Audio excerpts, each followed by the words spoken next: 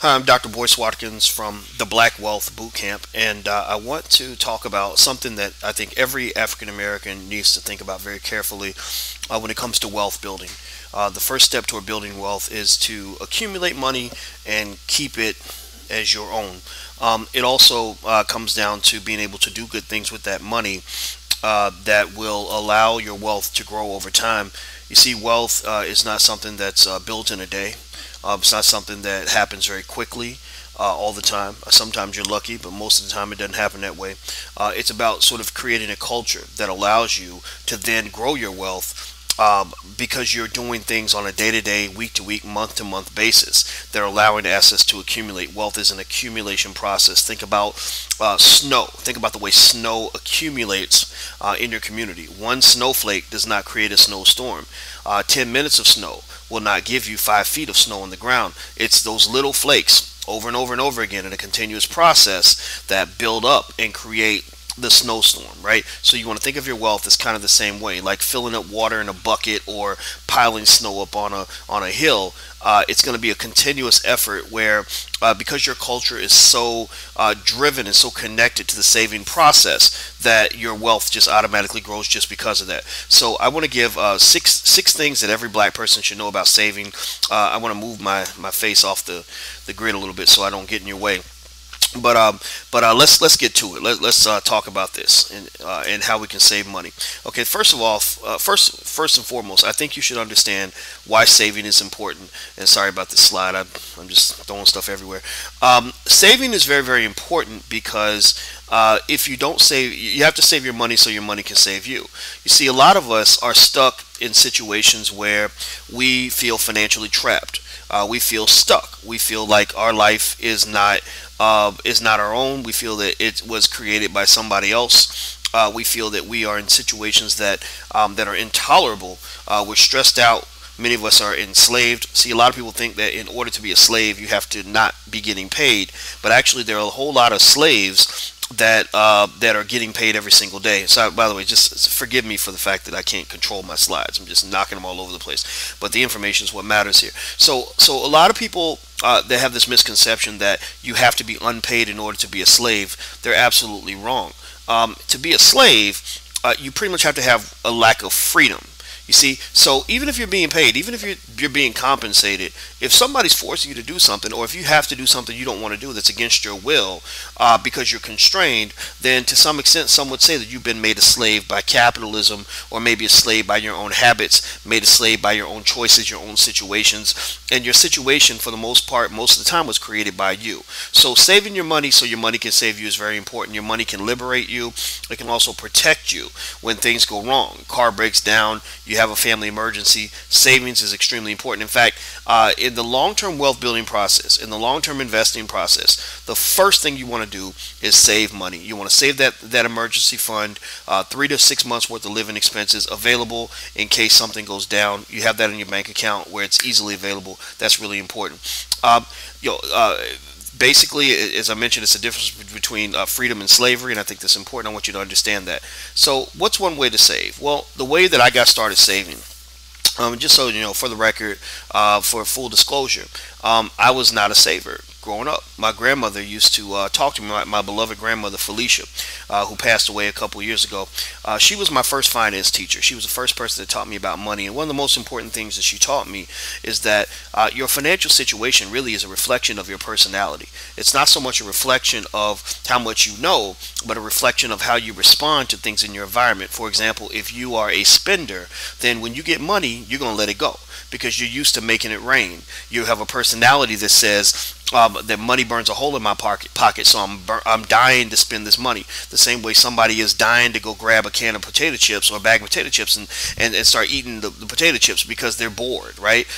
So what you have to really monitor when you look at savings and how you engage in the saving process, you want to ask yourself, what kind of person am I? What kind of personality do I have?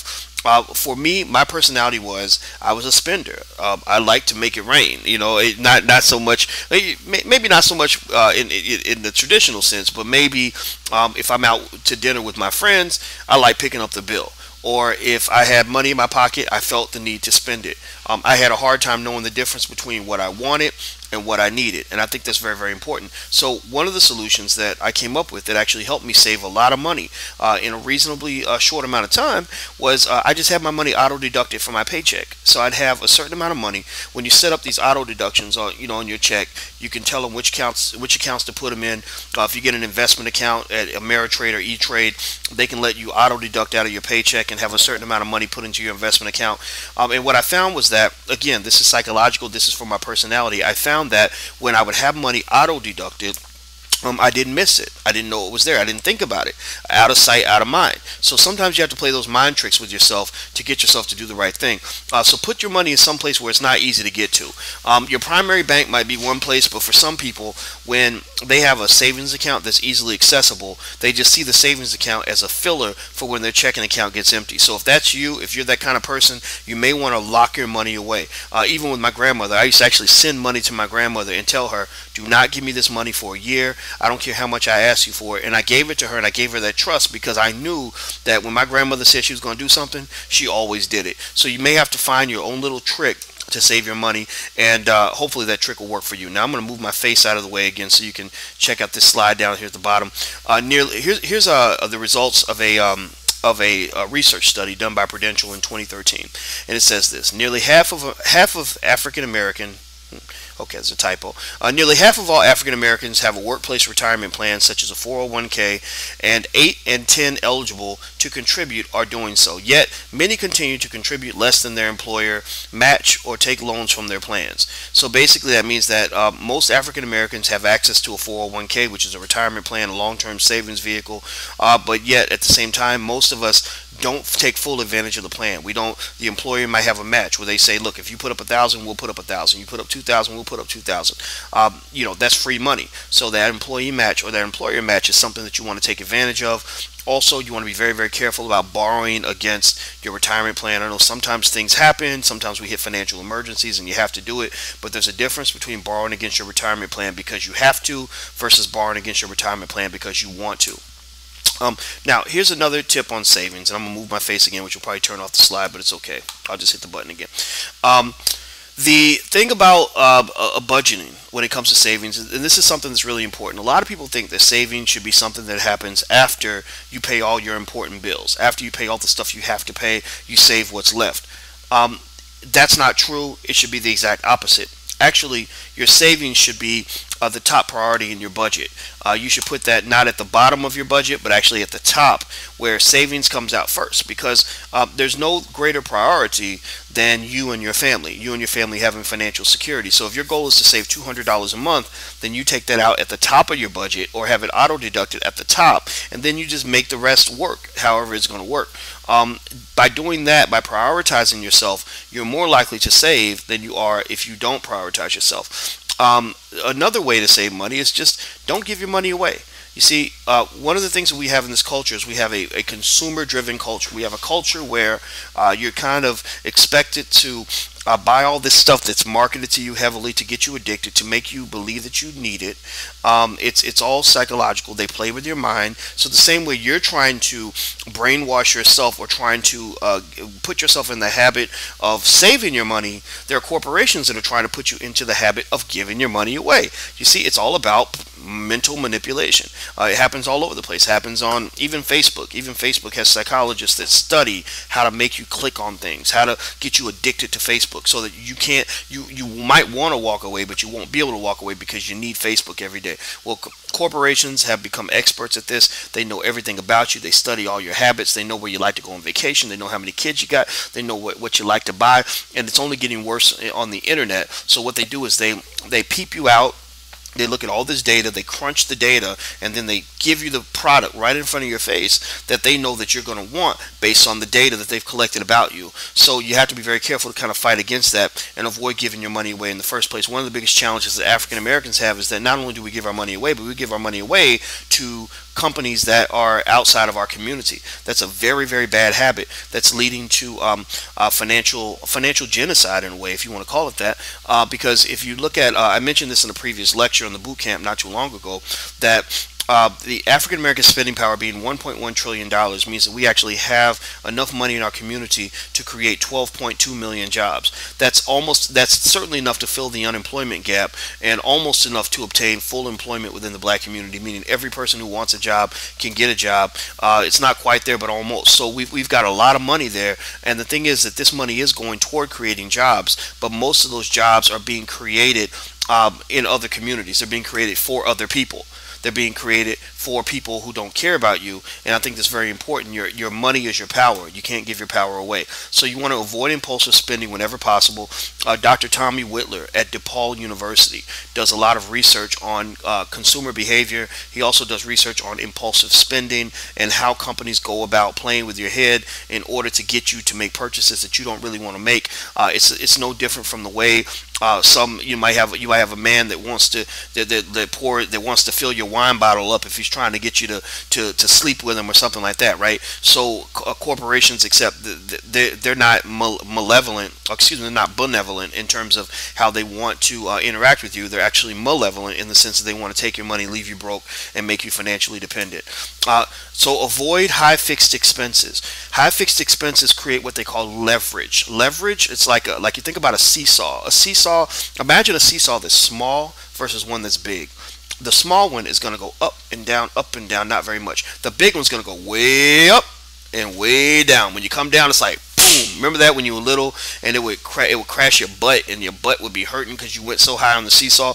Well, fixed expenses create that leverage where, when things are good, you're way up. You feel good. You say, you know what, I can take on another car payment, I can take on another house payment, I can take on another child support payment, or I can take on another whatever, because I'm doing well. Like, I'm an NBA player, so my money's good, it's flowing, I'm making $1 million a month, so I can take on all these fixed expenses. But what happens when he's no longer playing in the NBA anymore, and the money suddenly goes from $1 million a month to almost zero?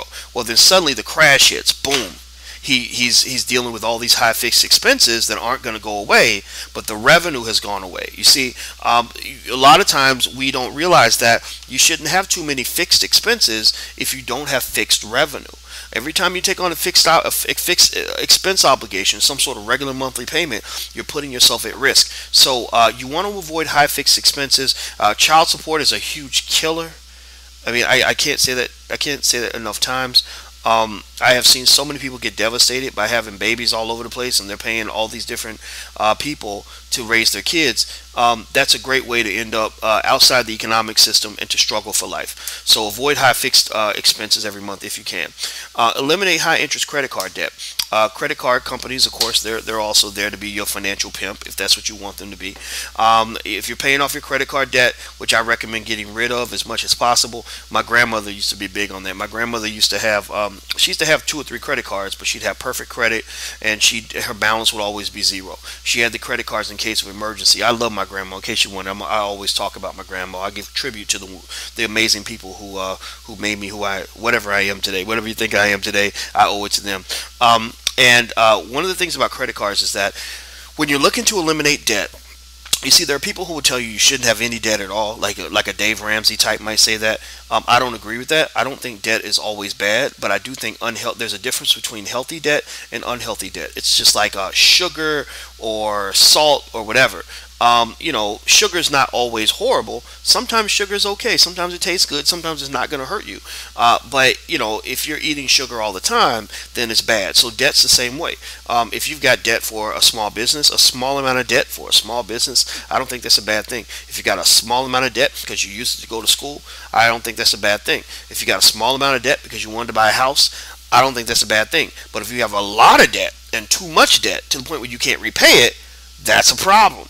If you're taking out debt for bad reasons, like I borrowed $10,000 because I wanted to go on vacation, that's not a good move, because the debt will live long after the vacation will be long gone out of your memory. I mean, you might still have the memories of the experience, but the experience will be over, but the debt will linger over your head forever. Same thing is true with taking on a lot of debt for a wedding. I've seen people borrow $40,000, $30,000 to get married, and even the crazy thing is, in some situations I've seen scenarios where the debt lives 10 years after the couple has even gotten divorced. So imagine that you're paying huge monthly payments on debt for a one-day ceremony that happened with somebody that you don't even love anymore, that you're not even with anymore. That happens all the time. So you want to avoid getting caught up in the hype, the emotional hype that makes you believe that you have to borrow large amounts of money to do things like show somebody how much you love them. If you want to show your new partner how much you love them, then put a down payment down on a house, and then that love will last forever. As it will last as long as the house is in existence. Next, cut up the cards you don't need. Don't have too many credit cards. If you don't need all your credit cards, get rid of some of them. That's a good way to get rid of the debt as well. One great way to save money. This is something people don't talk about. When everybody talks about saving money, they're always talking about cost cutting. Cut this out, cut that out. Stop spending on this, stop spending on that. Sometimes that's not your personality. Sometimes you may want to actually keep your lifestyle. I'm not here to tell you, and I don't believe that saving money should be painful. It doesn't have to be horrible. It doesn't have to be like dieting. Some people will diet because by starving themselves.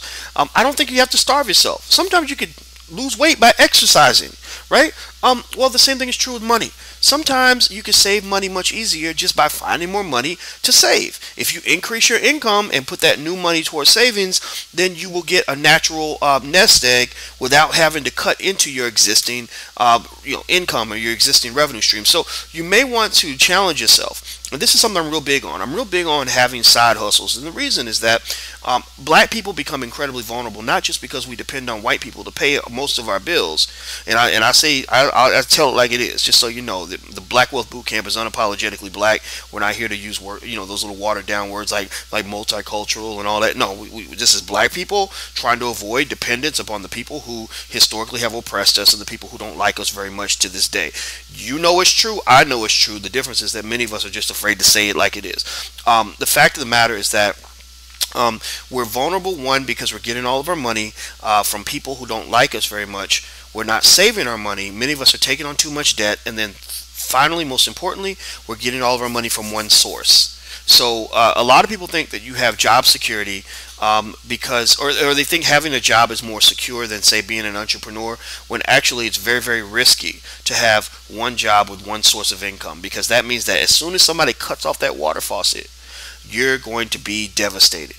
And in fact, you go to work every day just mortified by the fact that they could possibly shut down your whole life with one decision by signing one piece of paper. You don't want to live like that. You want to get away from that. So look into getting side hustles. If you can't run a business on the side, then you invest in another business that's going to be on the side. Make yourself a passive owner of that business so that you're getting a piece of that money. Stop believing this nonsense that says that, well, not everybody is cut out to be a business owner. Yeah, everybody's cut out to own something. Everybody can own something. Doesn't mean everybody's cut out to run something, but everybody can own something. So do not let people tell you that lie. That is nonsense. I was going to use another word, but I'm trying to be proper here. It's nonsense. Okay, so when you talk about saving money for your side hustle, from your side hustle, what I did was because I was a spendaholic, because I like to make it rain, because I like to go buy certain things, because I had a lifestyle I wanted to keep. I just said, I'm going to shut some of that down because it's not healthy, but at the same time, I don't want to live miserably. So what I did was I created a side business, and let me tell you what happened. I created a side business where suddenly I was making an extra $5,000-$10,000 a month. Well, you know what? When you're making an extra $5,000 a month, it's suddenly not that hard to save. Saving becomes very easy at that point. And you know what? I had enough money coming in from my side hustle that I was actually able to save my entire paycheck and pay my bills from the side hustle. So that's what I did. So if you have any questions or you want to dig deeper into any of this, I encourage you to go take a look at the Black Wealth Boot Camp. I know I'm talking to students in the boot camp right now, but in case you're not in the boot camp, you should join, because this is part of what I think is a huge economic revolution. And in fact, over the next 5 years, our goal is to create $50 million worth of black businesses in the black community. And I know that we can create $50 million worth of value. And the best part about all of this, at the end of the day, is that when we get our money together as a community, community. When we learn how to save our money and circulate our dollars and keep it within the family, then guess what's going to happen? That means that millions of black children will be able to go into the economic system and have opportunities waiting for them without having to be told that you have to make white people comfortable in order to pay your bills, that you have to become watered down or more mainstream or shut down a part of who you are or be a little less black or wear your hair a little differently. All that nonsense about what it takes to survive in somebody else's economic system will go out the window, because you can then say to your child, you know what, sweetie, come work for your dad, or son, come work with mama, and mama's going to teach you how to make this money. That's how you want to live. That's what's going to make us strong. I'm Dr. Boyce Watkins from the Black Wealth Boot Camp. Until we meet again, take care, be strong, and be blessed. Talk to you soon. Peace.